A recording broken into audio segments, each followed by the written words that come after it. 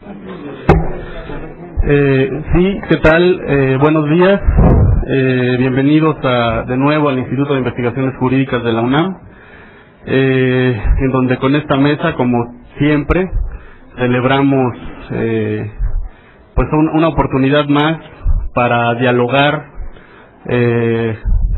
racionalmente, responsablemente, debatiendo los asuntos que nos interesan a todos y que debemos resolver entre todos. La universidad y el instituto se congratulan al tener esta mañana entre nosotros a tan distinguidos especialistas para abordar pues un tema que por demás importante, atractivo, interesante y que nos interesa a todos. Quizá pocos temas como este tienen una resonancia más clara en el interés de los ciudadanos, de los contribuyentes, que somos los que sostenemos las actividades de los partidos políticos. Así que, sin más, les pediré a los participantes, a los ponentes, que inicien en el orden que hemos acordado previamente y intentaremos ser muy rigurosos con el tiempo. Hay una conferencia magistral a la 1 p.m, entonces espero que tengamos al menos media hora de preguntas y respuestas, pero a las 12:30 puntualmente se cerrará la mesa. Sin más preámbulo, concedo la palabra al licenciado Jorge Alcocer, que es director de la revista Voz y Voto. Muy buenos días a todos. Gracias al Instituto de Investigaciones Jurídicas de la UNAM, a su director, el doctor Héctor Fizfierro, a los organizadores de este seminario y a ustedes, a todos ustedes, por su asistencia y por su interés en este tema. Desde luego me es muy grato y es un honor estar en esta mesa con tan distinguidos mexicanos, conocedores mexicanas, conocedores de este tema. Voy a dar lectura a la ponencia que he titulado Dinero, Medios y Partidos. Al iniciar el año de 1983, el secretario general del Comité Central del Partido Socialista Unificado de México me llamó a su oficina. Era yo en ese entonces secretario de Análisis y Educación del mismo Comité Central. Sin mayor trámite me dijo: necesito que te hagas cargo de la Secretaría de Finanzas del partido. Y yo, ¿por qué?, le respondí de inmediato. Ocupé el cargo hasta finales de 1988, combinándolo con otros cargos partidistas o de representación popular. Si traigo a colación esta parte de mi biografía política, es para dejar sentado que en el tema que hoy nos reúne en esta mesa, sé por experiencia propia de dónde venimos en materia del financiamiento de los partidos en México.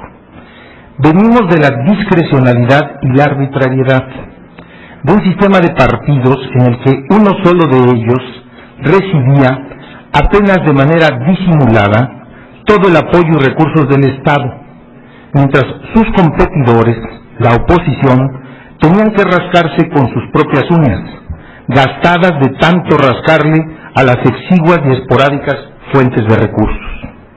La apertura impulsada por don Jesús Reyes Heroles en 1977 dio para otorgar registro al Partido Comunista y a otros dos nuevos partidos, pero se detuvo en el bolsillo del Estado, que siguió siendo fuente exclusiva de financiamiento para el PRI. Quien tenga la curiosidad de revisar la vieja Lope no encontrará disposición alguna expresa relativa al financiamiento público a los partidos, salvo el acceso gratuito a los tiempos en radio y televisión y otro casi simbólico en especie, papel periódico para la impresión de los órganos de difusión partidista. La avanzada Lope de aquel entonces dejaba al criterio del secretario de Gobernación, sujeto, decía la ley, a las disponibilidades presupuestarias, que siempre, decía el secretario de Gobernación, eran cero, la remota posibilidad de otorgar a los partidos políticos apoyos en efectivo. ¿Y de dónde se financiaban entonces los partidos? El PRI de las generosas arcas de los gobiernos federal, estatales y municipales, los partidos satélites de las migajas que los gobiernos del PRI repartían, los partidos opositores de milagro, y bueno, a veces no tan de milagro, porque con las dietas que a partir de 1979 de los legisladores, por ejemplo el Partido Comunista Mexicano, empezó a percibir que eran propiedad del partido, empezó a financiarse de otra manera. Con la reforma electoral de 90 las cosas cambiaron sustancialmente. Por vez primera la ley electoral, el COFITE, introdujo el derecho de los partidos a recibir financiamiento público. estableciendo fuentes, forma de cálculo y método de distribución.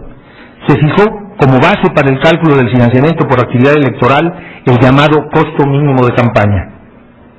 El COFIPE original contenía 4 fuentes de financiamiento para los partidos: por actividad electoral, que se repartía a lo largo de 3 años, por sus actividades generales como entidades de interés público, 10% de la primera bolsa, que se repartía en forma igualitaria, por una figura extraña que se llamaba subrogación del Estado de las dietas de los diputados y senadores, equivalente al 50% del monto anual de las dietas de diputados y senadores de cada partido, y finalmente por el reembolso de hasta un 50% de algunas actividades específicas. En 91, primer año de aplicación plena del COFIPE, y año además de elecciones intermedias, el Instituto Federal Electoral erogó 108 millones de pesos, 108 millones de pesos, de los pesos ya sin 3 ceros, para financiamiento público a los partidos. En el año 92, el gasto a partidos o por partidos del IFE ascendió a 86.2 millones de pesos. En 1993, una nueva reforma electoral amplió el financiamiento público e introdujo modalidades y límites para el financiamiento privado. Ese año, 93, los partidos recibieron en total 135.2 millones de pesos. Al año siguiente, año de elecciones generales 1994, la suma erogada para partidos llegó a poco más de 200 millones de pesos, 201.3 millones. En 1995, años sin elecciones, los partidos recibieron 171.6 millones de pesos. En 1996 se produjo una verdadera revolución en la materia que nos ocupa. El presidente Ernesto Zedillo decidió poner fin a la inequidad de recursos y cerrar el ilegal acceso de su partido a las arcas estatales. Los propósitos eran más que plausibles, pero al decidir proteger al PRI, legalizando lo antes ilegal, se incurrió en el exceso, que desde entonces alcanza niveles de derroche. En 1996 se produce el primer salto abrupto, pues al aplicarse las nuevas reglas, solamente para los 3 meses finales de ese año, puesto que la reforma se aprobó en octubre, el gasto en partidos alcanzó 600 millones de pesos, 250% de incremento respecto del año previo. Ese fue el año en que el joven dirigente del PAN, Felipe Calderón, regresó al IFE 40 millones de pesos cada mes. El gesto solamente duró 2 meses. El presidente del PRD, Andrés Manuel López Obrador, repudió el incremento y anunció que destinarían parte del mismo a editar y repartir libros de texto para secundaria. Entiendo que los libros estuvieron años en una bodega y terminaron vendidos por kilo.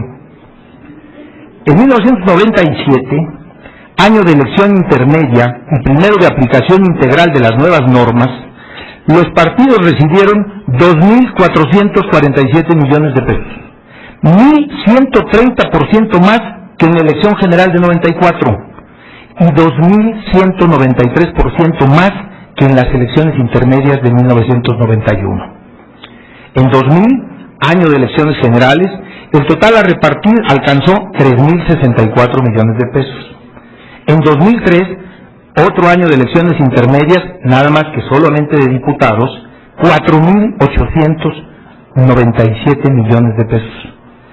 60% más que en 2000 y el doble que en la elección comparable inmediata anterior.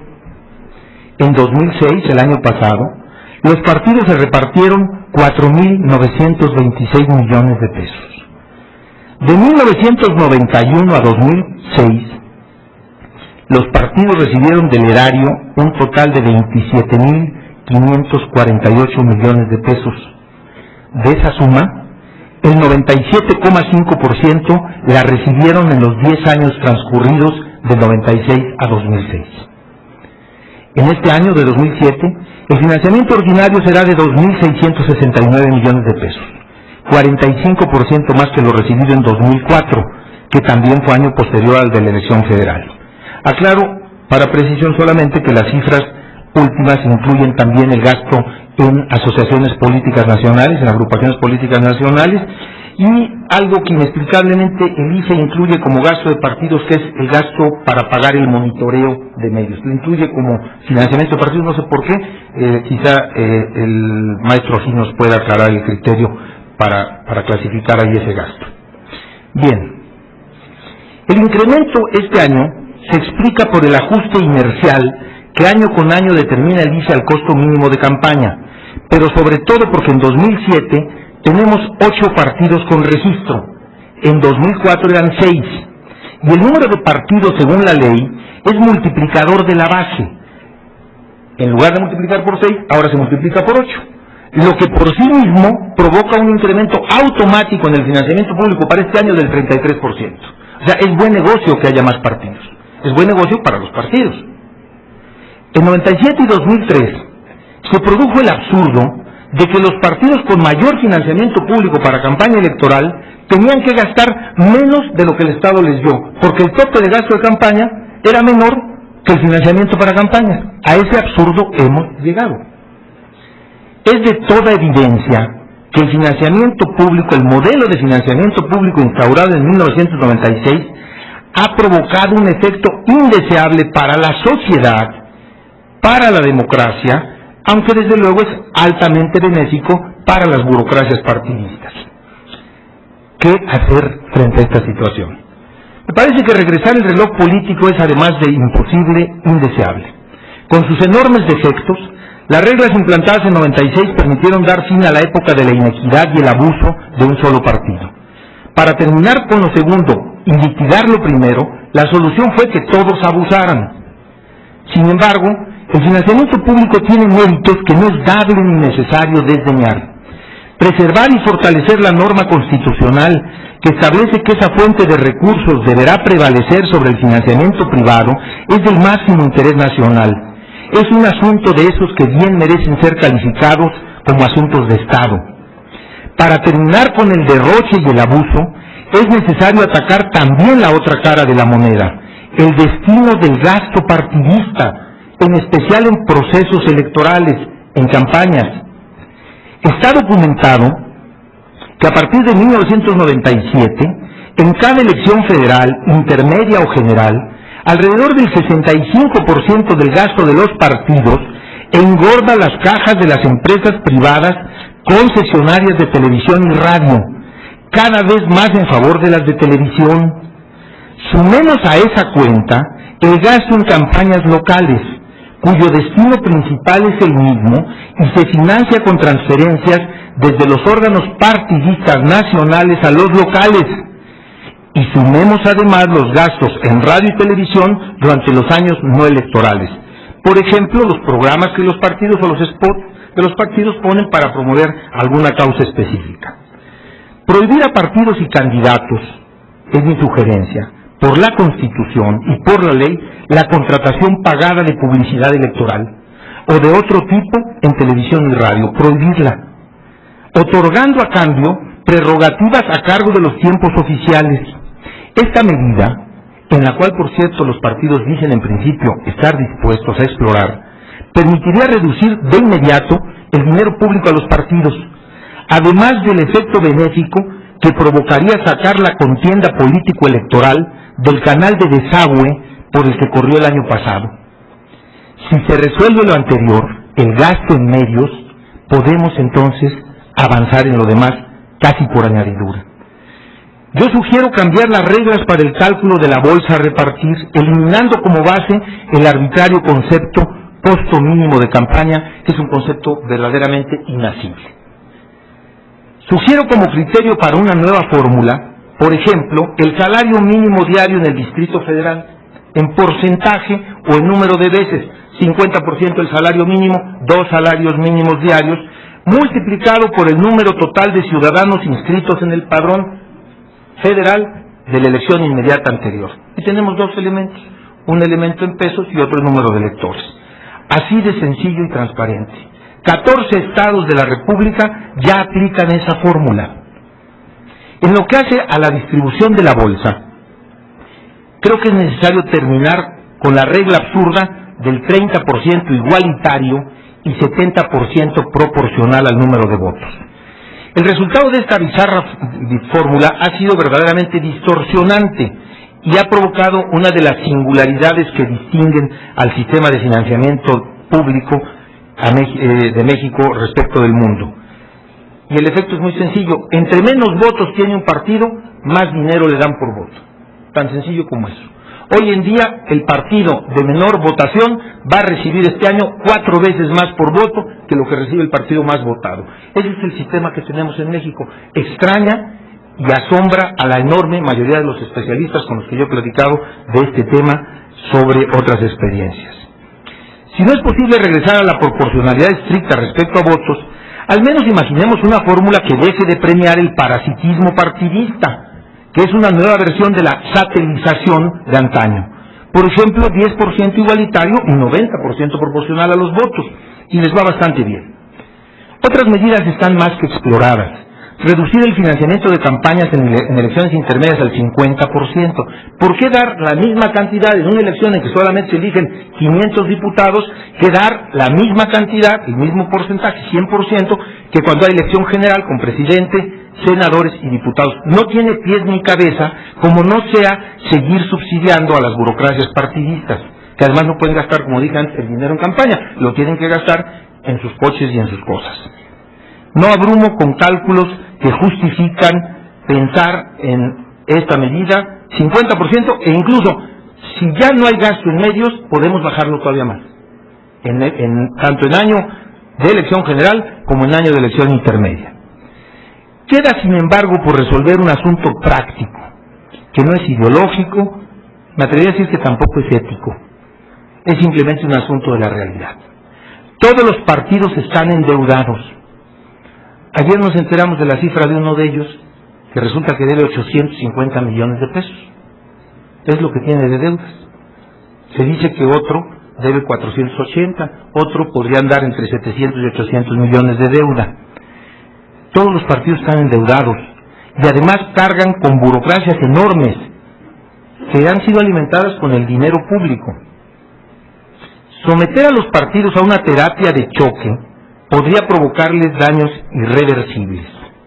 Su adicción al dinero público es más fuerte que a la droga más espeluznante que existe en el mercado. Y por desgracia no existen centros de desintoxicación. Por tanto, sugiero que las medidas se apliquen de manera paulatina, poco a poco. Ir suprimiendo la droga del dinero público, por ejemplo, en 3 años, 2007, 2008 y en 2009, dar el recorte. ¿Para qué? Para darles tiempo con pragmatismo a los partidos, con pragmatismo para que actúen, para que bajen sus gastos burocráticos, los sueldos de sus dirigentes, los coches, los choferes, reduzcan asesores, prescindan de chalanes, en fin, para que se comporten de una manera más sensata, más austera, para que rediseñen sus estrategias de campaña y también, aceptémoslo, para que paguen sus millonarias deudas siempre y cuando ya no se sigan endeudando.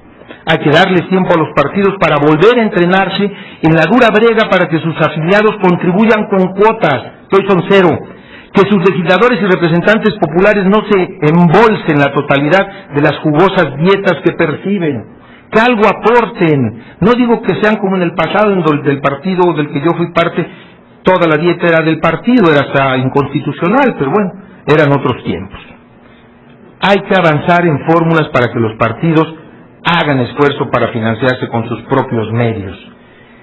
En suma, mi aspiración sería que la próxima reforma en esta materia sirva para empezar a tener partidos que de sus ideas y causas hagan motivo para estar en ellos, o al menos para votar por ellos.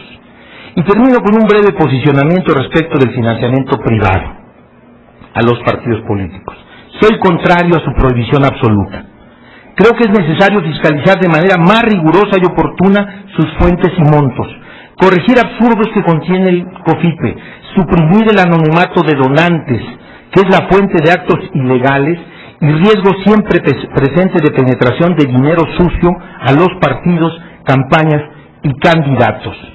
Los riesgos siempre estarán presentes, pero no creo que sea útil a los fines del sistema de partidos convertir a estos, por ley, de entidades de interés público en entidades paraestatales, dependientes por completo de las ubres públicas. Ese sistema de partidos no le conviene a México. Muchas gracias.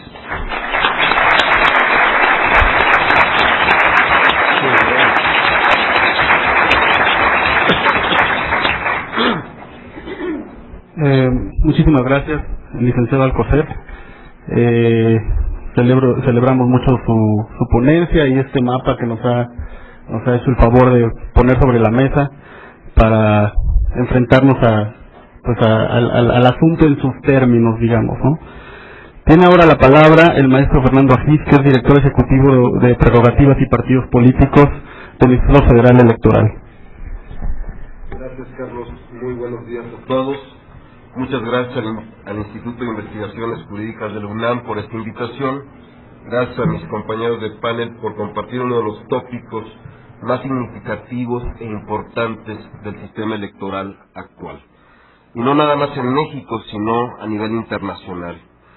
Es un tema que preocupa a la opinión pública, tanto nacional como internacional, en virtud de que el abuso y el uso del dinero en la política tiene a modelar en mayor o menor grado el perfil democrático e institucional de cada país.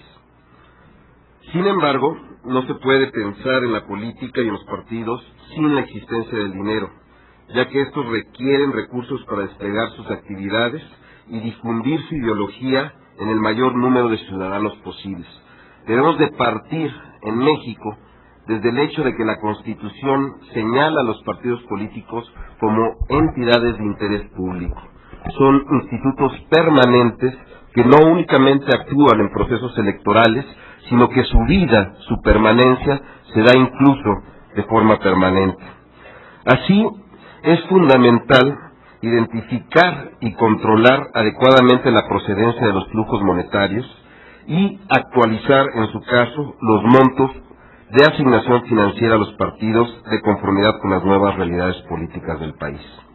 Es decir, fortalecer un efectivo sistema de fiscalización y rendición de cuentas.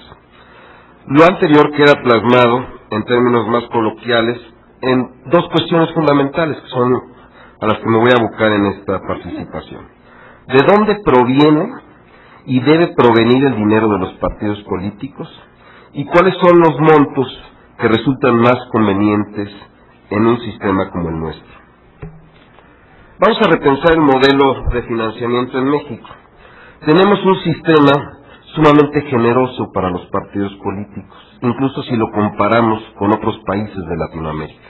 Ya no la comparación con Estados Unidos o el modelo europeo, simple y sencillamente comparando México con sus pares a nivel de Latinoamérica.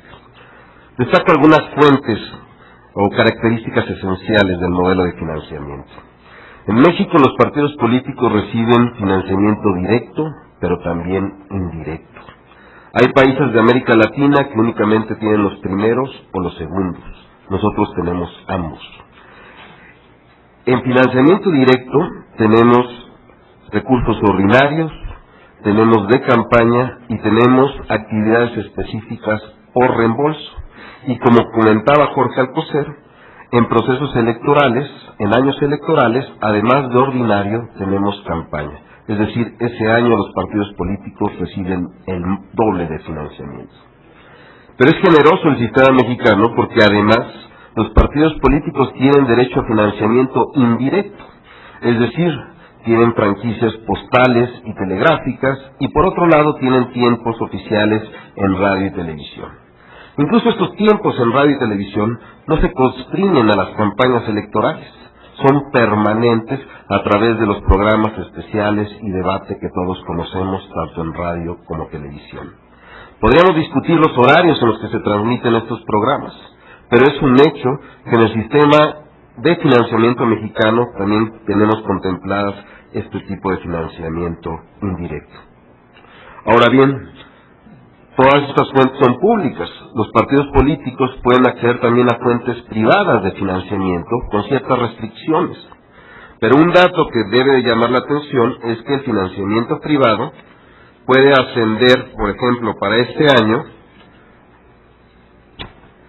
de acuerdo con el COFIPE, los partidos políticos pueden recibir más de 265 millones de pesos de financiamiento privado. La regla que mencionaba Jorge es la regla de oro de la Constitución, que el financiamiento privado no puede ser mayor al público.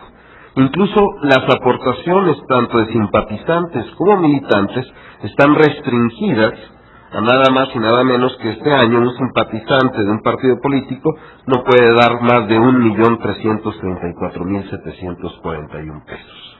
Esa es la aportación límite, es el techo al que puede aportar un simpatizante. Ahora también hay aportaciones de militantes. Pero si esto no fuera suficiente, los partidos políticos además tienen como fuente de financiamiento el llamado autofinanciamiento. ¿Qué es esto? Pues pueden hacer venta de artículos promocionales, pueden realizar juegos y sorteos, incluso exento de impuestos, pueden hacer algunas actividades promocionales, como les decía, actividades editoriales. Incluso el Instituto Federal Electoral en la última campaña, antes de que iniciara la campaña electoral, a petición de un partido político, autorizó con esta modalidad de autofinanciamiento que los partidos políticos pudieran instaurar líneas 1.800 o 1.900 para autofinanciar las campañas electorales. También los partidos políticos tienen como fuente de financiamiento en México los rendimientos financieros. Y podemos enlistar todas las modalidades de financiamiento posibles que la doctrina puede señalar, y en México las tenemos todas. Y por si esto no fuera suficiente, además los partidos políticos pueden solicitar préstamos a la banca, siempre y cuando no sea una banca de desarrollo. Entonces estas son las fuentes de financiamiento que desde la Constitución y desde el COFIPE están diseñadas para el sistema político mexicano. Ahora bien, teniendo las fuentes podemos pasar a un rubro que es importante, que es la fórmula de financiamiento. No me voy a detener en señalar cómo se calcula la fórmula de financiamiento, pero sí voy a destacar algunas de sus características más importantes. Primero, se basa, como decía Jorge Alcocer, en el costo mínimo de campañas. El costo mínimo de campañas es un estudio que presenta el consejero presidente del instituto al Consejo General, se basa en un estudio empírico y señala cuál es el costo mínimo de una campaña para diputado, considerando factores tales como su duración, que entre otras razones, pues la duración de las campañas en México, no nada más a nivel de Latinoamérica, sino del mundo, son de las más largas.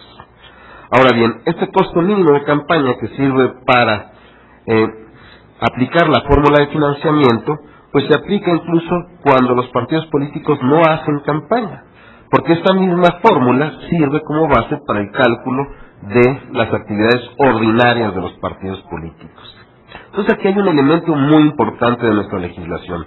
Tenemos una fórmula basada en un costo mínimo de campañas que aplicamos cada 3 años y cada 3 años la multiplicamos por 2.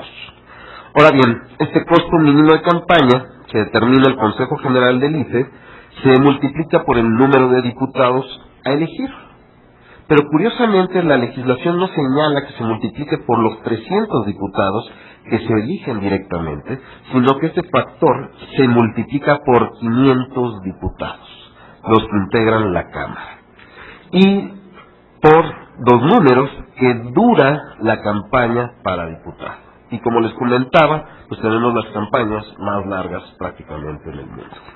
Ahora bien, como mencionaba Jorge, y después está el factor de que se multiplica todo este resultado por el número de partidos que tienen representación en el Congreso.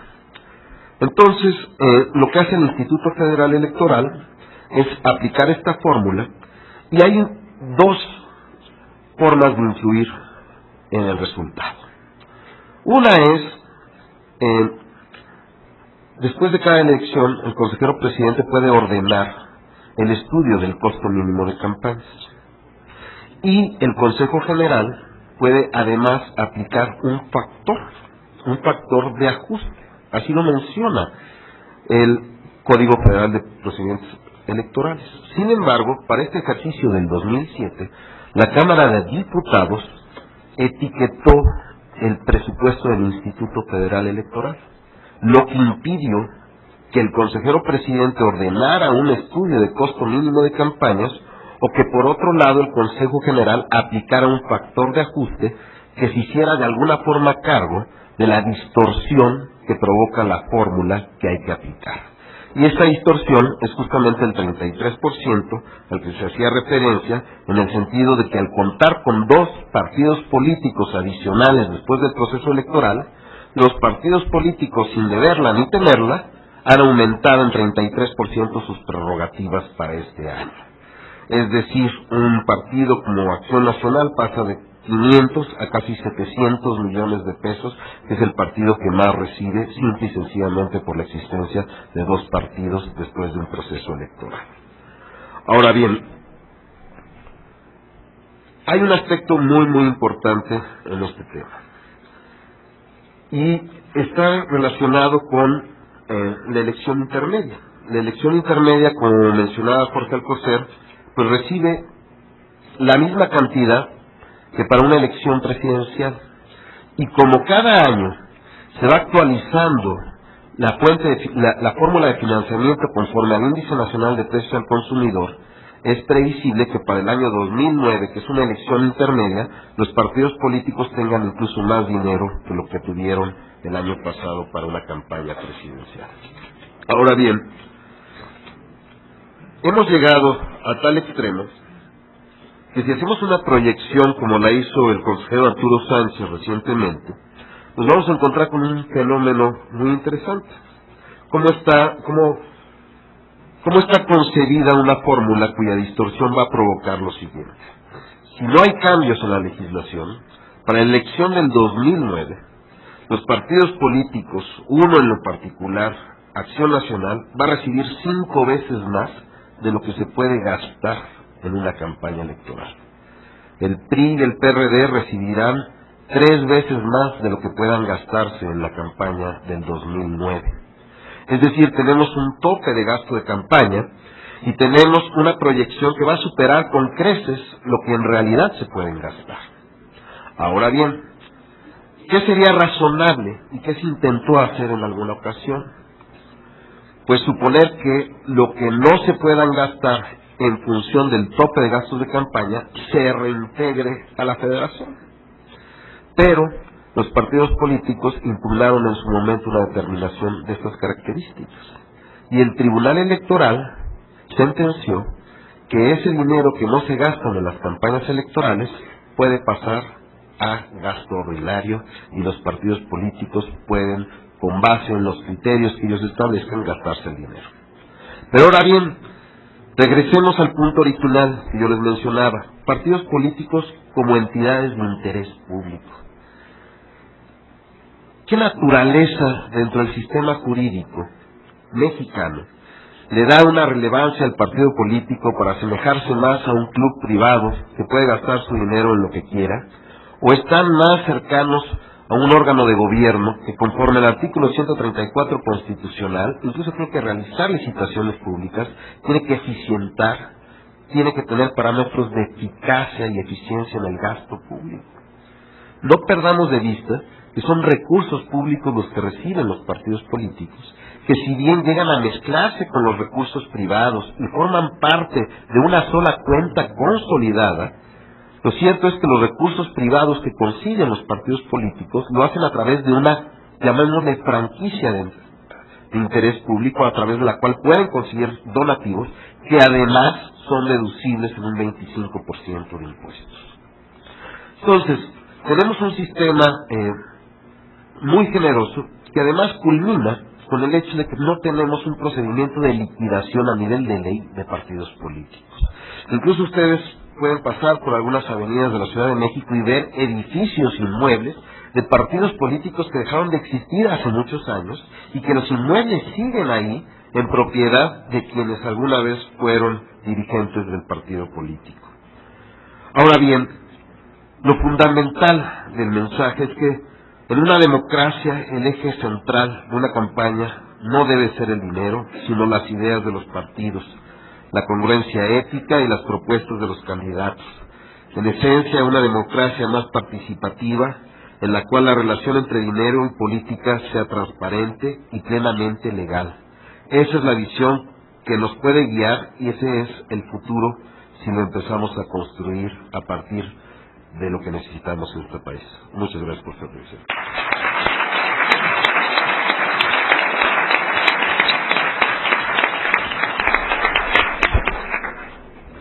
Muchas gracias, maestro Asís, por su intervención, por su ilustrativa intervención, que nos permite seguir dimensionando pues el reto y el problema al que nos enfrentamos, y como decía al principio, debe ser del interés sobre todo de nosotros los ciudadanos. Es muy grato para mí ahora dar la palabra al maestro Miguel Ángel Granados Chapa, periodista y editorialista del diario Reforma. Por favor.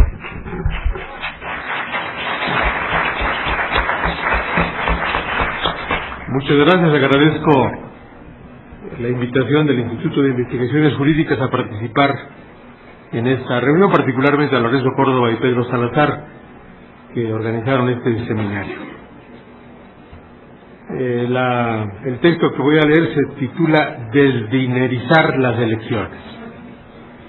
El sistema de financiamiento vigente en los 10 últimos años debe ser objeto de un giro copernicano, un vuelco radical.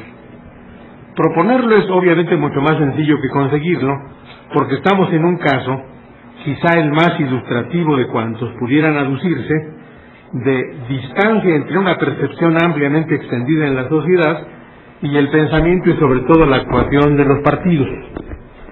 Se trata en efecto de un objetivo extremadamente difícil de lograr, porque deberían compartirlo, hacerlo suyo, en las reformas constitucionales y legales que al efecto se precisan, justamente los partidos y sus grupos parlamentarios, así como los aparatos internos de unos y otros, a todos los cuales afectaría adversamente esta conversión que enseguida propongo, la desdineración de los procesos y las prácticas electorales. Me impele a exponerlo la conciencia ampliamente asentada en la sociedad de que el financiamiento público en sus actuales modalidades es excesivo, que lo sería en cualquier país y lo es en particular en uno tan menesteroso como el nuestro, tan cruzado por dolencias que pueden ser aliviadas con un mejor destino del gasto público. 1. El financiamiento público de los partidos es un concepto y una práctica indispensables en un sistema político donde un partido se desarrolló desmesuradamente con base en recursos públicos entregados subrepticia o abiertamente, mientras que a su lado vegetaban partidos cuya escasa fuerza electoral era generada, entre otros factores y en un círculo perverso, por su carencia de medios financieros, limitados al apoyo solidario que su causa generaba, o cuando más, a aportaciones tan timoratas como magras de quienes tenían poder de acumulación. El financiamiento gubernamental al Partido Revolucionario Institucional no era siempre oculto, clandestino. En 1976, cuando no había opositor formal al candidato priista José López Portillo, el tesorero del PRI, que es un hombre honesto, un hombre además inteligente, que no decía tonterías, se quejó ante la prensa del lugar común que le atribuía un dispendio a la campaña priista y explicó que en realidad el PRI no gastaba tanto en la campaña porque contaba con apoyos. Ferrocarriles Nacionales de México y Aeroméxico les daba gratuitamente los boletos para la movilización de quienes participaban en la campaña. Los alojamientos de la Nacional Hotelera, que era una empresa pública entonces, se les concedían de manera gratuita. Y así fue enumerando las entregas indebidas de órganos públicos, de empresas públicas, que contribuían a que la erogación directa del PRI no fuera tan cuantiosa como presumían los ciudadanos y denunciaban los opositores. Por lo tanto, por esa disparidad entre el financiamiento abultadísimo a un partido y la pobreza en que se desplegaban los partidos opositores, Cuando se reconoció crudamente en 1994 que la elección había sido legal pero inequitativa, tan inequitativa como esto, el PRI, un solo partido, gastó el 70% de los recursos aplicados a las elecciones presidenciales y legislativas, mientras que los 6 partidos restantes utilizaron el 30%, también con fuertes desproporciones entre ellos. Cuando se reconoció esta inequidad, debió admitirse que solo aminorando artificialmente, mediante la acción afirmativa, la condición endeble de los partidos de menor tamaño, era posible caminar hacia un sistema de competencia equitativa. Pero al reconocer la necesidad de transitar hacia condiciones en que perdía sus ventajas ilegales, el partido entonces dominante se aseguró de no caer en estado de necesidad. Puesto que nunca había vivido a la intemperie, no quiso someterse a los rigores de la escasez y se aseguró un financiamiento que no quedara a la saga de sus requerimientos. De ese modo, 2 de los principios que rigen el financiamiento público estaban diseñados directamente para favorecerlo.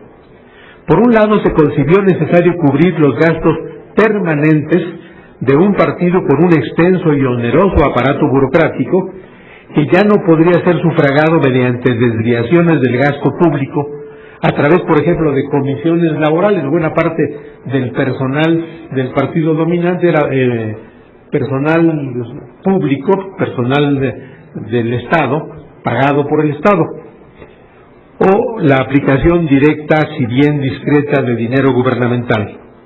Y por otro lado, basado en los resultados de la elección precedente, la reconocida como inequitativa, o sea que la nueva era, la que conduciría a la equidad, se fundó en el aprovechamiento de frutos generados por su contrario, la inequidad, pues más de 2/3 del financiamiento se otorgaría con base en el número de votos obtenidos en el caso del partido dominante en 1994 de su condición ventajosa. De allí su necesidad de hacerse otorgar un financiamiento, digamos que ontológico, solo por ser, independientemente del que se le destinara para el desempeño de la función definitoria de un partido, que es la búsqueda del poder a través de elecciones en las campañas por el voto. Tanto en el texto constitucional como en el Código Electoral se dio satisfacción a ese partido, incapaz de moverse en condiciones de austeridad. Por eso se aprovechó el concepto de costo mínimo de campaña como el cimiento en que descansa el edificio del financiamiento público. La respuesta a la pregunta de ¿cuánto es lo menos que deberá gastar un partido y un candidato para participar equitativamente en un proceso electoral? Fijó una plataforma que crece indefectiblemente conforme al Índice Nacional de Precios al Consumidor establecido por el Banco de México.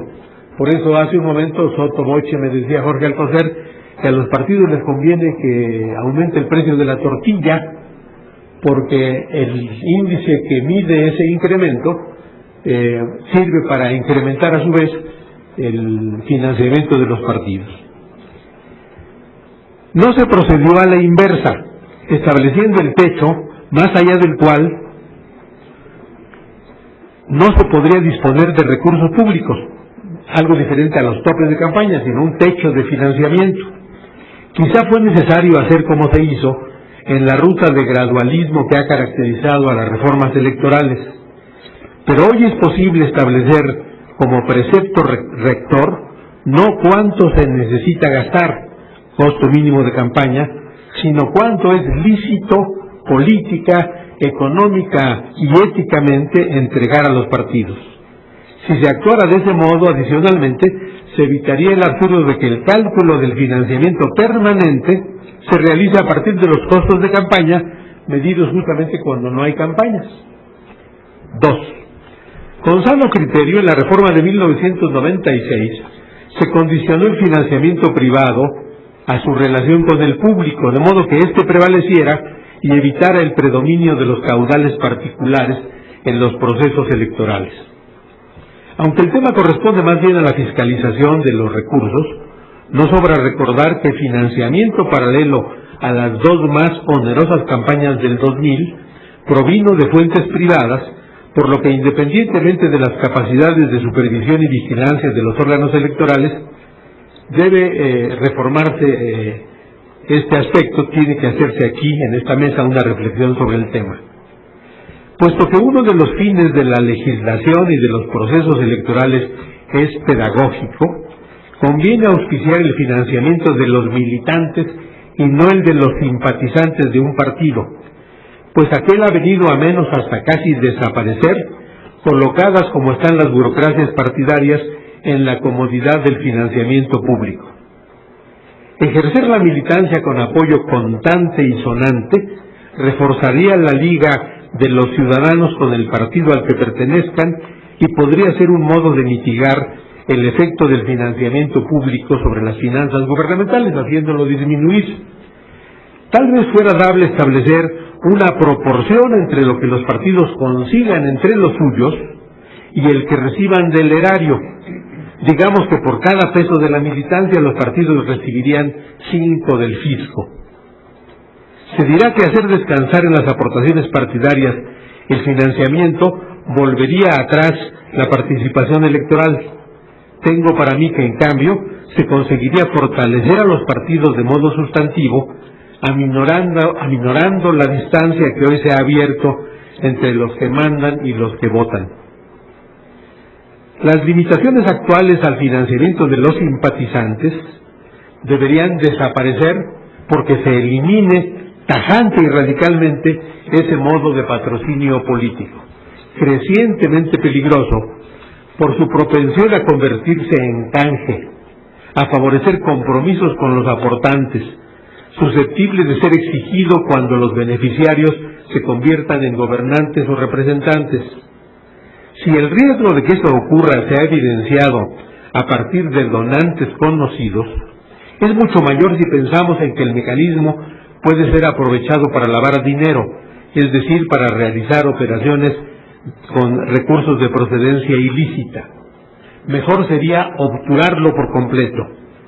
Si los simpatizantes de un partido lo son en realidad de la democracia, pueden conseguir sus propósitos filantrópicos canalizando sus aportaciones a fondos creados ex profeso, a cargo de la autoridad electoral, para la educación cívica difundida en los años no electorales.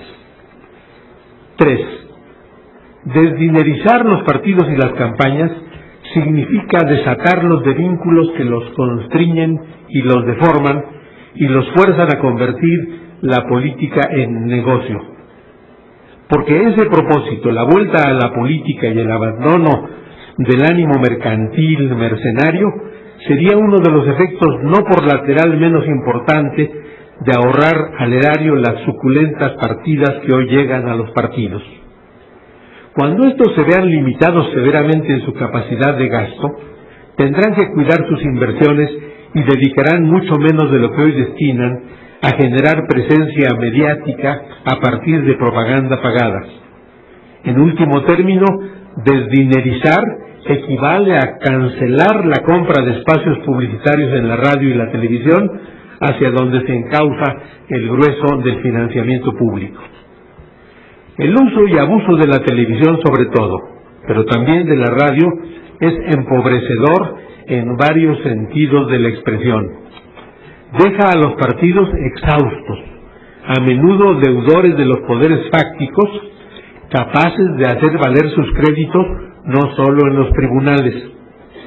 Pero también empobrece el debate público, la interlocución de los ciudadanos entre sí, con los partidos, con los candidatos, con el gobierno.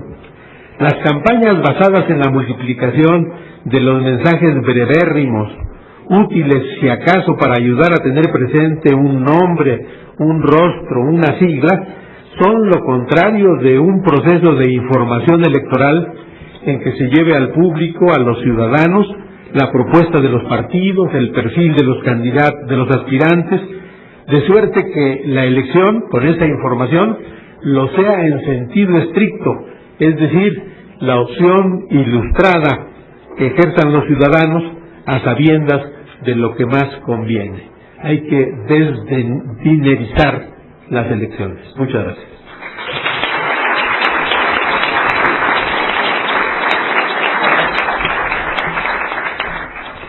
Muchísimas gracias a Miguel Ángel Granados Chapa por su intervención y celebro que sigamos en esta ruta de ir conociendo un poco más este problema un tanto monstruoso al que nos enfrentamos.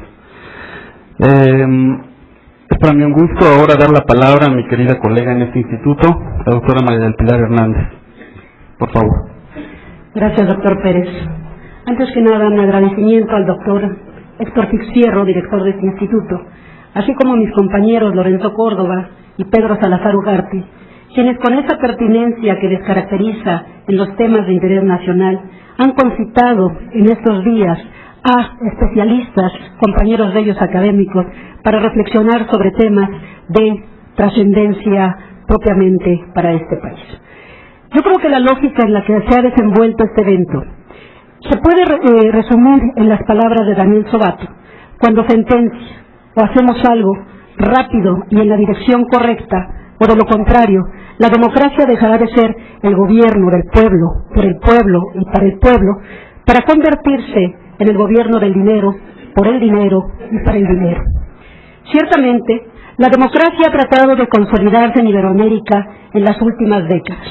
En este proceso de transición, los estados se han encontrado con un fenómeno consustancial, con una diversidad de problemas en la consolidación de esta forma de gobierno, esencialmente porque sus principales actores, los partidos políticos, son objeto de crítica sustancialmente cuando se revisa su actuación como entidades privadas de base asociativa, responsables de la articulación y agregación de intereses sociales, públicos, legitimatorios, en definitiva, del poder.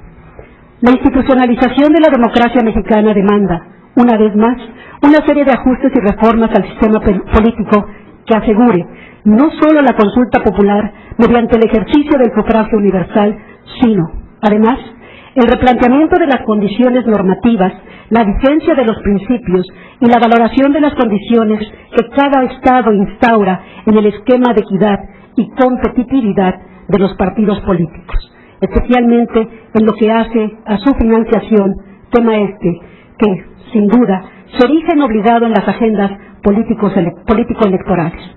Lo anterior es así, en razón de la serie de irregularidades que evidencia la actividad de los partidos políticos en todas las latitudes. Ya no son suficientes, por un lado, los altos montos de financiamiento público y la determinación de topes en los gastos de campaña. Más aún, por el otro, no es ajeno a nadie los escándalos italianos, españoles, alemanes y muy a la mexicana, amigos de Fox y Pemex Gate.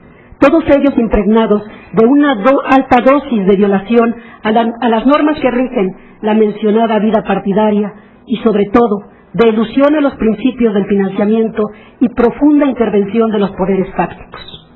Sin embargo, el financiamiento político no puede ser analizado a partir de modelos subjetivos e ideales, sino que es necesario realizar un análisis riguroso de los elementos de hecho y particulares de cada sistema electoral y político, así como su relación con el entorno social, económico y cultural, descubriendo las deficiencias que provoca la desviación patológica del financiamiento y sus consecuencias negativas para el sistema democrático. Por fortuna, esta problemática ha empezado a conciliar la atención de académicos, legisladores, autoridades electorales y organismos internacionales, quienes han tratado de diseñar y proponer dispositivos que garanticen una mayor transparencia en cuanto al origen, monto, uso y destino de los recursos públicos o privados que financian la política en México. No tengo la menor duda que denotar en la financiación política resulta por demás complejo. Es hablar de racionalidad del dinero público de los partidos en tiempos y actividades, de origen del dinero privado que ingresa a subvencionar las pre-campañas, de mecanismos de control y fiscalización, de rendición de cuentas, de transparencia en los sentidos de dar y acceder a la información. En síntesis, de una ética y de una cultura del respeto al dinero de los ciudadanos y de la libertad con la cual estas entidades de interés público han de desarrollarse en el ejercicio del buen gobierno. Hasta el momento, es loable el esfuerzo que los países iberoamericanos han realizado con la finalidad de sanear su sistema de financiamiento público. Sin embargo, es lógico que no existe un modelo ideal de financiamiento y que las erogaciones públicas como privadas arrastren consigo problemas y beneficios. En realidad, las alternativas en este campo no son abundantes. Se puede pensar en dos posiciones extremas que no resultan convenientes. Por un lado, un financiamiento estrictamente público que resulta excesivamente costoso al Estado, el cual tendría que abandonar otros rubros del gasto público para complementar el político.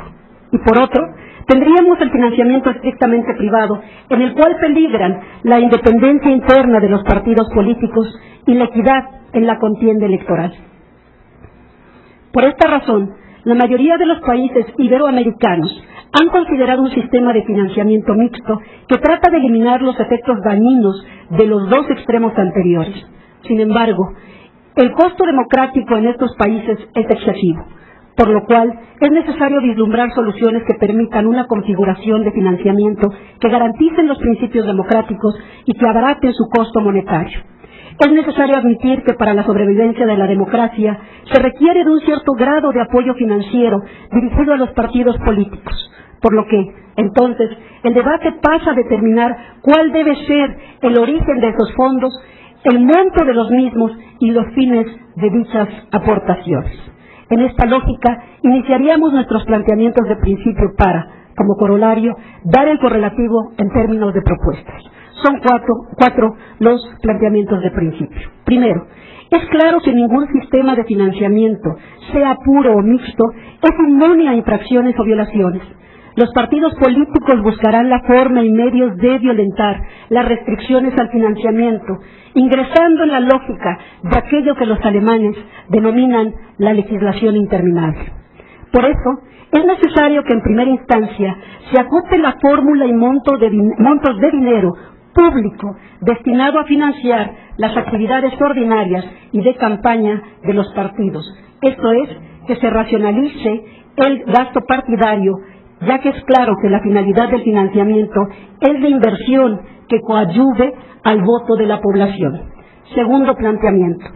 No es para nadie desconocido el incremento de las inversiones que los partidos políticos realizan en medios de comunicación masiva, televisión y radio, así como en propaganda escrita, visual y en presentaciones sociales con vídeos, mítines, marchas y demás tipos de manifestaciones que se encuentran en estrecha vinculación con los prolongados periodos de campaña que la legislación nacional otorga a las campañas partidarias. Es opinión unánime que el costo de las precampañas y campañas en una sociedad con un amplio espectro de pauperización se erige en una verdadera ofensa para los habitantes que, sin demagogia, carecen del mínimo, sobre todo para los casi 60 millones de personas que viven en condición de pobreza. Además, debe definirse si el financiamiento público debe utilizarse para financiar campañas o más bien para financiar partidos y cumplir así con las labores de educación que señala la ley. Tercer planteamiento. El financiamiento privado es una asignatura mucho más peligrosa. No es para los aquí presentes desconocida la regulación que en diversos estados nacionales, incluyendo el nuestro, que es uno de los más completos, se ha emitido para prohibir el financiamiento de empresas que han realizado o realizan negocios. A lista de ejemplo, se trata de proveedores de bienes o servicios, Argentina y Ecuador, ya de empresas a las que el Estado haya licitado o concesionado un servicio, tales como la radio o la televisión, Brasil y Paraguay, bien de algún tipo de asociaciones privadas con verdadero poder de dirección en el tejido social, entiéndase, asociaciones religiosas, empresariales o comerciales, así como grupos sociales, como en el caso de Bolivia, Brasil y Paraguay. Por lo que sería necesario establecer límites de aportaciones en forma cualitativa, poderes fácticos y de prestamistas del Estado, y en forma cuantitativa determinar un porcentaje o límite de financiamiento, así como por fortalecer aspectos como autofinanciamiento, ingresos obtenidos a través de actividades promocionales juegos, sorteos, eventos culturales, ventas editoriales, entre otras. Y aportaciones de militantes y afiliados, aportaciones estas que deben ser cuidadosamente reguladas y fiscalizadas con el fin de evitar el camuflaje. Cuarto planteamiento. Por último, con relación a la rendición de cuentas y fiscalización de recursos, se necesita en principio fortalecer e implementar mecanismos de control internos a los partidos políticos y externos a cargo de los órganos electorales. Es conveniente incorporar contralorías internas a los partidos políticos bajo el supuesto de respetar su contabilidad con documentos respectivos y durante determinados tiempos, lo que posibilita la publicidad de estos. También es necesario ampliar las facultades de fiscalización de los órganos electorales. Propuestas concretas. Primera, reajustar la fórmula de asignación utilizada en el financiamiento público, esto es, este ya mencionado índice de precios al consumidor, que sirve también como base para la fórmula de asignación, que se multiplique, como ya también el maestro Agis lo mencionó, no por los 500 diputados, sino solo por los 300 diputados que son electos bajo el principio de mayoría relativa y que son los que verdaderamente realizan campaña efectiva, no así los 200 de representación proporcional. Que este índice de precios al consumidor, que además es un índice que multiplicado genera una exponencialidad en la fórmula de asignación, también en el caso de los senadores y senadoras, sea multiplicado única y exclusivamente por 96 senadores, lo cual incluiría los de mayoría relativa y los de primera minoría, dejando a los restantes fuera de la fórmula de asignación. Segunda propuesta. Por lo que hace a las campañas, su prolongada duración no solo implica una sustantiva derrama económica por parte de los partidos políticos que hoy, más que nunca, se rigen bajo la expresión norteamericana: no hay derrotas electorales, sino campañas pobres. Expresión que encierra la profunda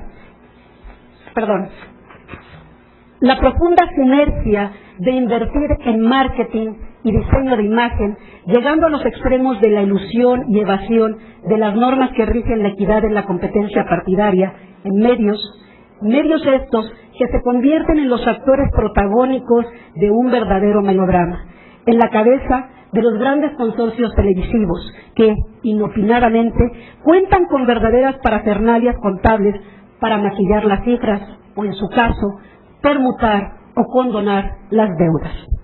El acotamiento de las campañas a un término razonable de 2 meses en el caso de la presidencia y de 1 mes en el caso de los diputados y senadores optimaría la pertinencia y racionalidad del dinero del Estado a los partidos y de los partidos en su inversión en medios.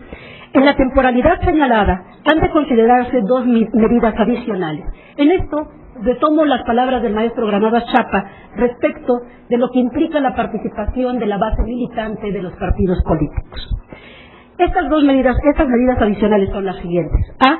Los tiempos destinados a las elecciones primarias o internas de los candidatos de los partidos que, una vez que han entrado al esquema de regulación normativa, vale su acotamiento a 1 mes en el caso de candidatos a la presidencia y de 15 días de candidatos a diputados y senadores, con lo cual se disminuirá el gasto. B. El uso único y exclusivo de dinero de la militancia para subsidiar las internas. Me parece que tal acotamiento evidenciaría las verdaderas potencialidades de los candidatos de cara a una contienda más equitativa y más democrática, en la que, incuestionablemente, se sentarían los estándares de legitimidad consensual y procedimental que en mucho abonaría a verdaderas contiendas y propiciaría la elección racional del cuerpo electoral. C. Analizar la viabilidad de que cada partido especifique al Estado el porcentaje del financiamiento público que destinará a publicidad en medios, para que sea el organismo electoral quien contrate directamente los tiempos de publicidad para cada partido, pudiendo pagar con reducciones proporcionales de lo que cobra con el uso del espectro radioeléctrico o electromagnético. Esto funcionaría siempre y cuando los partidos no puedan contratar con recursos privados más publicidad en medios de comunicación masiva. D. En clave de financiamiento público, sería factible financiar solamente en vía directa las actividades electorales, ya que la parte más importante del sistema de partidos es la elección de nuestros gobernantes y no así sus actividades ordinarias, las cuales podrían financiarse en vía privada con base en la militancia, proporcionándoseles exclusivamente financiamiento público indirecto a través de exenciones de impuestos, apoyos a la investigación y formación política. Otorgar anticipadamente un porcentaje del financiamiento aprobado para determinado partido y dejar otro porcentaje de reembolso de gastos de campaña que se entregaría posteriormente, y lo que permitiría que si el partido no obtuvo el aval poblacional o electoral deseado, no se les reembolse el financiamiento.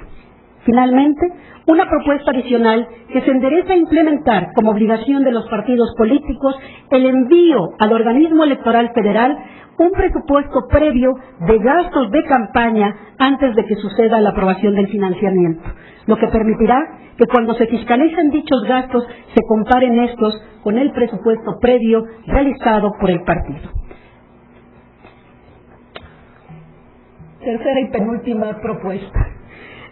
Tercera, la evidencia con la que se cuenta hasta ahora torna de pronóstico reservado el grado de influencia de dinero privado que entra en las campañas, por lo que la propuesta concreta sería, en términos de la experiencia, que las diversas comisiones de fiscalización de las entidades federativas y, desde luego, del Instituto Federal Electoral tengan para una revisión integral de esos mecanismos que prevé el COFIPE y que se ven complementados con diversos acuerdos emitidos por el Consejo General del Instituto Federal Electoral en la materia, particularmente en tratándose de esto que tanto el maestro Alcocer como el maestro Granados Chapa han denominado dinero sucio, que es dinero de procedencia un tanto dudosa. Cuarta y última, doctor Pérez. Es importante hacer de la fiscalización de los partidos políticos una actividad permanente de alta capacitación y no una de carácter meramente coyuntural. Como punto de partida para esta propuesta, debe señalarse que hoy el deber de rendir cuentas no solo es de quienes ejercen una función pública, también abarca a las personas que detentan cargos de representación social y política o actúan como intermediarios en la sociedad. Y en el caso de los partidos, no debemos caer en la trampa de limitar la rendición de cuentas al ámbito presupuestario, sino que debe dirigirse a las ofertas programáticas y, en general, a las promesas que hagan como agrupaciones de gobierno o de oposición. B. Establecer la obligación de llevar a cabo verdaderas auditorías en materia de verificación y control de los recursos financieros, con todo el rigor técnico que ello exige y no limitarlas a simples exámenes superficiales. Algunos autores plantean que estos informes deberían realizarse y ser dados a conocer antes de las elecciones para que haya alguna incidencia en el control político que se realiza a través de las elecciones. C. La obligación de los partidos políticos no solo de conservar las cuentas durante cierto tiempo, sino que, además, que sean publicadas en el diario oficial o en los diarios de mayor circulación, más allá de la puesta en la página electrónica de las propias entidades partidarias y del Instituto Federal Electoral, lo que posibilita que también los ciudadanos puedan enterarse y pedir cuentas a estas organizaciones. D. Debe regularse la obligación de los partidos políticos de divulgar detalladamente las donaciones recibidas, incluso las contribuciones en especie o de descuentos en los medios de comunicación, así como la eventual presentación de los candidatos y dirigencias de los partidos políticos de una declaración jurada de bienes antes de la elección o ejercicio de la función partidaria para dar seguimiento a la evolución de su patrimonio desde ese momento y hasta terminar la función para la cual fue electo o designado internamente. Finalmente, establecer responsabilidades personales por las transgresiones a la legislación electoral y, Por último, la liquidación de partidos que hayan perdido su registro, monto al que ascienden, su eventual uso y destino y su afectación al pago de indemnizaciones de terceros que se hubiesen generado durante el funcionamiento del partido. Me parece que en la medida que cada uno de los aquí presentes y desde la vida de las dirigencias partidarias, este esfuerzo de poder contribuir a depurar un sistema electoral que, visto desde la óptica de la academia, es uno de los sistemas más complejos. Me parece que todavía en esta cadena de perfeccionamiento legislativo mucho se tiene que hacer. Muchas gracias.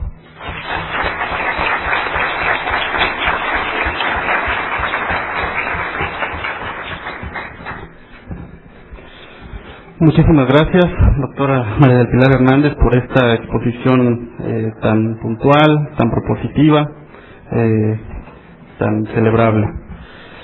Tiene ahora la palabra el licenciado Eduardo Fushim, que fue consejero electoral del Instituto Electoral del Distrito Federal y es actualmente columnista del diario Reforma. Por favor. Gracias, Carlos Pérez. Exconsejero sí, licenciado no. Creo que es obligado felicitar al Instituto de Investigaciones Jurídicas, en particular a Lorenzo Córdoba y a Pedro Salazar, no solo por la organización de este seminario, sino por su oportunidad, ya que en estos momentos en la agenda legislativa está justamente una reforma electoral que esperemos sea inteligente, racional, productiva. Bien, el financiamiento público, la historia del financiamiento público a los partidos políticos es una historia que va de la timidez a la desmesura.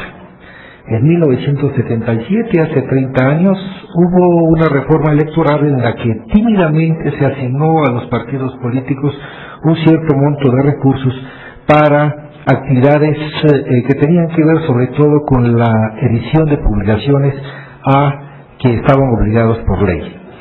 Esa timidez fue perdiéndose, podríamos decir, les llevó tiempo a los partidos, pero en 20 años perdieron esa timidez y en 1996 ya se acordó una reforma electoral que propició la actual desmesura en el financiamiento público de los partidos políticos. Es algo que ya desde el mismo inicio tuvo conciencia, por lo menos un partido político, el Partido de Acción Nacional, que había un exceso en ese financiamiento, y esto originó que el 23 de enero del 97 el entonces líder nacional del Partido de Acción Nacional, Felipe Calderón Hinojosa, acudiera a la tesorería de la Federación a devolver 29.1 millones de pesos, que equivalía al 39% del subsidio correspondiente a los meses de noviembre y diciembre de 1996. Pero finalmente este caballero don dinero tiene poder y ya no hubo, si acaso, una devolución más. Se olvidó que había un exceso en el financiamiento público. En la actualidad, el financiamiento público para los partidos políticos constituye una colosal bolsa del que alegremente han dispuesto todos los partidos, en particular los más votados. En 10 años, entre 1997 y 2006, los partidos recibieron solo en financiamiento público federal, es decir, sin incluir los estatales y el del Distrito Federal, unos 25,000 millones de pesos. ¿Cuántos son 25,000 millones? Luego, pues no tenemos muy claro qué monto es este. Bueno, equivale a cerca del doble del gasto programable de la Presidencia de la República en esos mismos 10 años. Es prácticamente igual al gasto programable del Poder Judicial de la Federación previsto para 2007 y es mucho más que el presupuesto para la UNAM en 2007. Claro, son comparaciones que no consideran índices inflacionarios, pero creo que son válidas para subrayar los excesos en el financiamiento público a los partidos. Me parece pertinente aclarar que no estoy, desde luego, en contra nada de lo que hoy día debe entenderse como una oposición al financiamiento público a los partidos. Pienso que es correcto y que, como lo establece la Constitución, debe prevalecer sobre el financiamiento privado. Mi desacuerdo será no con el origen del financiamiento, sino con los excesos derivados de las fórmulas que establece la ley para calcularlo. Podemos poner un ejemplo de esto. Uno de los factores para ese cálculo, como ya se dijo, es el número de partidos representados en el Congreso de la Unión, y entre 2000 y 2001, como ese número de partidos pasó de 5 a 8, los partidos representados en el Congreso, el financiamiento se disparó de una forma muy ostensible. Pasó de 1.500 millones de pesos a 2.200 millones. Es decir, hubo un aumento de 700 millones de pesos cuando anteriormente los aumentos entre año y año no había superado la cantidad de 250 millones. Entonces, es obvia la necesidad de modificar estas fórmulas. Yo diría que también debe reformarse la disposición de que en todo año electoral los partidos reciban el doble del financiamiento, tomando como base el correspondiente a sus actividades ordinarias permanentes. Yo creo que para la elección de presidente, senadores y diputados federales, la disposición tiene racionalidad, pero no la tiene cuando no se renueva el Poder Ejecutivo ni el Senado y solo se elige a los diputados. Esto queda de manifiesto si recordamos que el financiamiento público para la elección intermedia de 2003 de diputados federales, este financiamiento ascendió a casi 5.000 millones de pesos en números redondos, en tanto que para la elección de 2000 fue de 3.000 millones.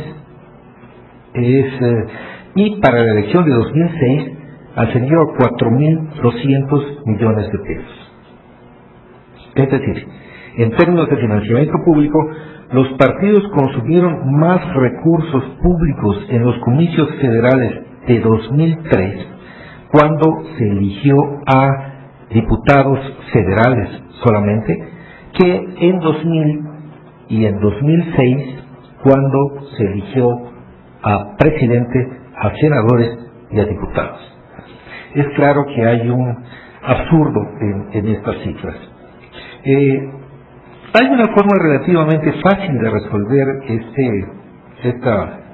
este absurdo, que es reducir al menos en 50% el sobrefinanciamiento en año de elecciones intermedias. Esto incluso ya ha sido planteado en más de una iniciativa en el Congreso de la Unión. O sea, en vez de otorgar el doble de financiamiento en las elecciones intermedias con motivo de la campaña electoral, se otorgaría solamente tanto y medio. Se ahorrarían así más de 1.000 millones de pesos. Reitero mi convencimiento de que la disposición constitucional de que el dinero público financia a los partidos y prevalezca sobre el privado es correcta, pero tiene al menos 3 consecuencias nocivas. Al menos. Ha generado distorsiones en la manera de hacer política. B. Ha propiciado la aparición de partidos negocio o franquicias partidarias para hacer negocios. Y, lo más grave, no ha impedido que el dinero privado participe en las campañas más allá de lo permitido. Como consecuencia de esto, los topes de gastos de campaña han sido rebasados sin que haya medidas suficientemente fuertes para disuadir esta conducta. De ese modo, evidentemente, se rompe con cualquier equidad en la contienda. Decía que una consecuencia nociva es la aparición de partidos de negocio promovidos y dirigidos por los ciudadanos que no tienen más interés que disfrutar de los dineros que el erario entrega generosamente a las formaciones partidarias. Uno de los casos más notorios en este rubro es el Partido de la Sociedad Nacionalista, que desde hace varios años perdió su registro. En la generación de tales partidos influye en gran medida lo que para mí es una falla en la ley: la simultaneidad de registro y financiamiento. Tan pronto un partido logra el registro, empieza a recibir recursos del erario y, por consiguiente, se inicia o puede iniciarse el negocio, porque no en todos los casos ocurre. Yo diría que mediante las reformas constitucionales y legales necesarias, esta situación debe cambiar para que los partidos de reciente registro solo reciban financiamiento público después de participar en al menos una elección federal y con candidatos propios a todos, o al menos diríamos en un 80% de los puestos en disputa. El financiamiento público también llevó nuevas formas de operación a los partidos políticos. Los militantes que antaño salían, por ejemplo, a perifonear o a pegar propaganda, en el caso de los militantes de oposición, se arriesgaban incluso a perder su libertad, pues frecuentemente eran perseguidos o encarcelados. Pero estos fueron sustituidos por profesionales de la propaganda que imprimen gallardetes, fabrican mantas, pintan bardas, diseñan campañas y producen y contratan spots de radio y televisión. Se ganó en profesionalización, se perdió en mística. Hoy incluso los militantes reciben salarios o compensaciones bajo las figuras de los REPAPs en el ámbito federal o RERAPs en el ámbito del Distrito Federal. Estos REPAPs y RERAPs son acrónimos que en la jerga partidaria designan a los recibos de reconocimientos por actividades políticas. Por un lado, se favoreció que los recursos partidarios llegaran también a las bases; por el otro, se distorsionó la militancia y se propició también el manejo sospechoso, para decirlo menos, de tales dineros. De la mano del fuerte financiamiento público, los partidos modernizaron sus campañas trasladándolas de la plaza pública a las pantallas de la televisión, en caso de que esto pueda llamársele estrictamente modernización. Y de este modo generaron un incesante aumento de tarifas. Como saben los editores de publicaciones impresas, cuando llega publicidad en exceso, lo cual es celebrado por la economía de la publicación, pero para no sacrificar información se aumentan los pliegos de papel al periódico o a la revista, y así se da calidad a los anuncios sin mengua del contenido noticioso. En la televisión tal cosa no es posible. Si, como ocurre en las campañas presidenciales, la demanda de tiempo aumenta, las televisoras no pueden añadir pliegos. Tienen 24 horas de 60 minutos al día y nada que hagan podrá aumentar ni un solo segundo. Hasta tanto no llega a sus poderes. La consecuencia es naturalmente el aumento de tarifas por la simple aplicación de la ley de la oferta y la demanda, ley que no es tan fácil vulnerar en este país como otras.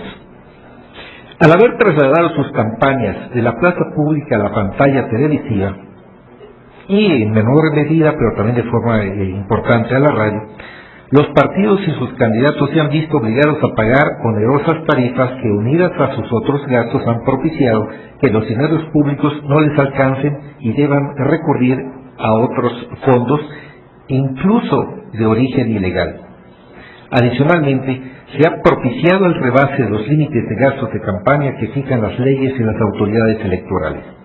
Por esta ruta, los topes de gastos de campaña han sido inútiles desde 2000, como lo acreditan los casos Amigos de Fox y Pemex Gate. Y si las autoridades fiscalizadoras del Instituto Federal Electoral hacen bien su trabajo, probablemente podrán acreditar que en la elección presidencial de 2006, al menos un partido, el ganador, y probablemente los tres más votados, rebasaron también los gastos de campaña. No es tarea fácil, pero es posible probar tales excesos, obviamente a excepción de que no haya ocurrido, que también es posible, aunque yo diría que muy improbable. ¿Qué hacer para frenar el rebase en los topes de gastos de campaña? Desde luego, no bastan las sanciones por más cuantiosas que sean, porque los líderes partidarios y candidatos fácilmente pueden llegar a la conclusión de que vale la pena exceder los límites de gastos, de esos gastos de campaña, y pagar luego las sanciones que la autoridad electoral fije, porque el puesto de elección popular finalmente se obtiene y se mantiene. Así, las multas pasan a ser una inversión más en los gastos de campaña. En mi opinión, deben introducirse en la legislación electoral federal dos causales más de nulidad de la elección: el financiamiento ilegal a las campañas y el exceder los topes fijados por la autoridad electoral. Si los partidos y los candidatos saben que aceptar dinero ilegal y rebasar los límites de gastos puede hacerlos perder los puestos de elección popular, aunque los ganen en las urnas, seguramente lo pensarán dos veces antes de incurrir en estas ilegalidades. La legislación del Distrito Federal es en este rubro más severa que la federal, pues prevé como causal de nulidad el rebase del tope de gastos de campaña, con la sanción adicional de que el partido y el candidato responsables no pueden participar en la elección extraordinaria respectiva. Además, en el Distrito Federal este exceso se considera delito electoral que el Código Penal capitalino castiga con penas de 1 a 5 años de prisión. El gran riesgo que yo veo si no se legisla ya en esta materia es que aumenten y se multipliquen los montos de dinero ilegal que ya está siendo empleado en las campañas políticas. En estas circunstancias, ¿quién podría asegurar que entre ese dinero ilegal no están presentes fondos procedentes del narcotráfico? Desde mi perspectiva, es muy alto el riesgo de que tal cosa ya esté ocurriendo, de que fondos provenientes de la delincuencia organizada, concretamente del narcotráfico, estén financiando campañas electorales. Y es claro que ante este escenario, la sociedad y los legisladores deben actuar sin dilaciones. Yo diría que urge blindar las finanzas partidarias para que no sean infiltradas por dineros procedentes del trasiego ilegal de drogas. Entre las necesarias reformas constitucionales y legales en materia electoral, en particular las vinculadas con el financiamiento de los partidos políticos, yo diría que conviene establecer estas disposiciones. Revisar a la baja las actuales fórmulas para establecer los montos de financiamiento público de los partidos, y una cosa que yo diría que es muy importante, o sería muy importante, que se trataría de vincular la bolsa de financiamiento público a la participación del electorado, porque en la actualidad los partidos no se preocupan en exceso por la gradual o el gradual avance del abstencionismo. Si se vincula la participación con el financiamiento, pueden prestar más interés en esto.